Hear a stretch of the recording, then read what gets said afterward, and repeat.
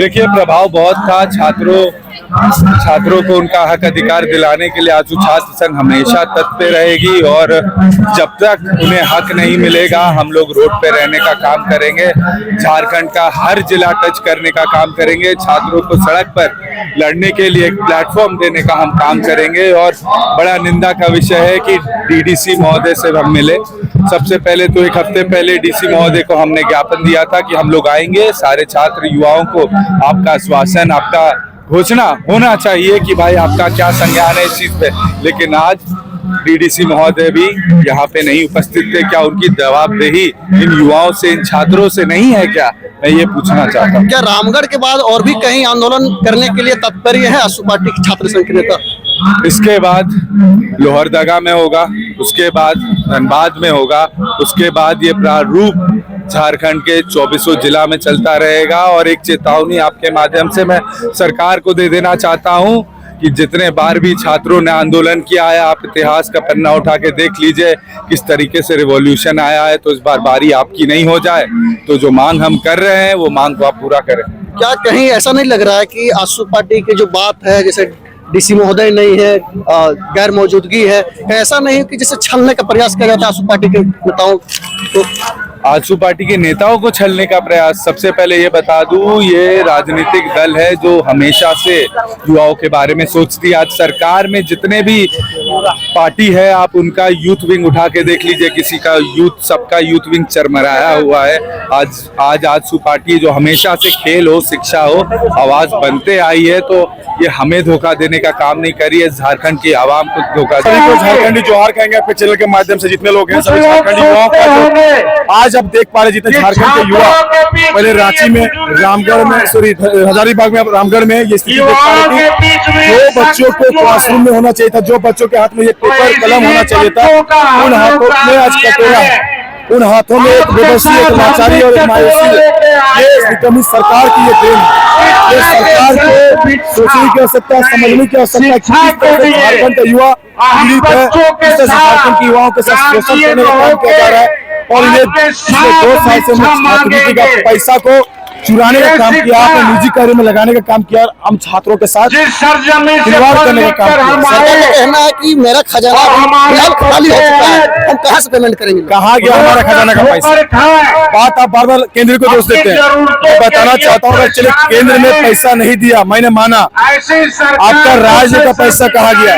बार बार केंद्र तो कहता है कि आप अपना उपयोगिता प्रमाण पत्र दीजिए। मैंने इससे पहले आपको जो पैसा दिया था उसका कहाँ आपने कोई उपयोग किया, उसका प्रमाण पत्र दीजिए।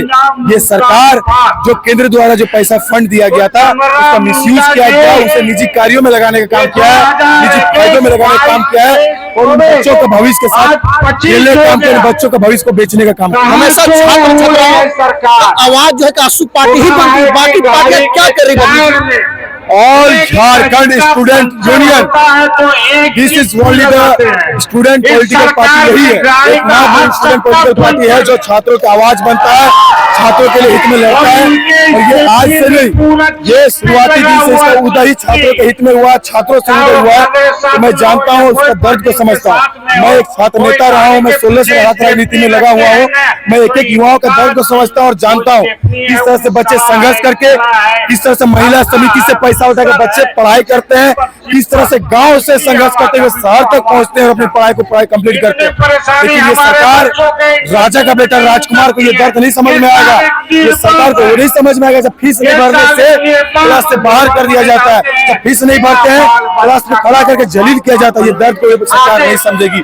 छात्रों का, हम लोग सब गरीब पीड़ित शोषित वर्ग से आने वाले सभी छात्र छात्राएं, सभी के चेहरे में देखिए, सभी के चेहरे में एक मायूसी है, सभी के चेहरे में एक उदासी है और एक आशा है कि हमारा छात्रवृत्ति का पैसा मिलेगा, उसे फीस भरेंगे, अपना पढ़ाई कंप्लीट करेंगे। अगर रामगढ़ से भी अगर सरकार यहाँ की आवाज, तो आप लोग और कहाँ आंदोलन करेंगे? झारखंड के 24 जिला में ये आंदोलन होगा।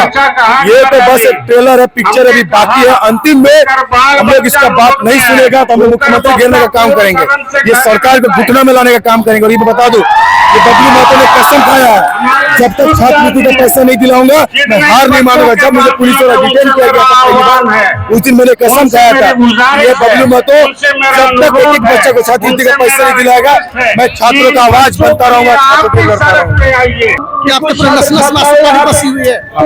ये शिक्षा के लिए जो भिक्षा आंदोलन लिखा हुआ है, क्या है जरा बताइए। देखिए, आपको पता होगा कि छात्र संघ के बैनर तले पूरे झारखंड राज्य में चरणबद्ध तरीके से लंबित छात्रवृत्ति को आंदोलन किया जा रहा है। सड़क से सदन तक आवाज को रखा जा रहा है और आज पहले से निर्धारित समय पर आज रामगढ़ जिला में जिला मुख्यालय का घेराव करना था।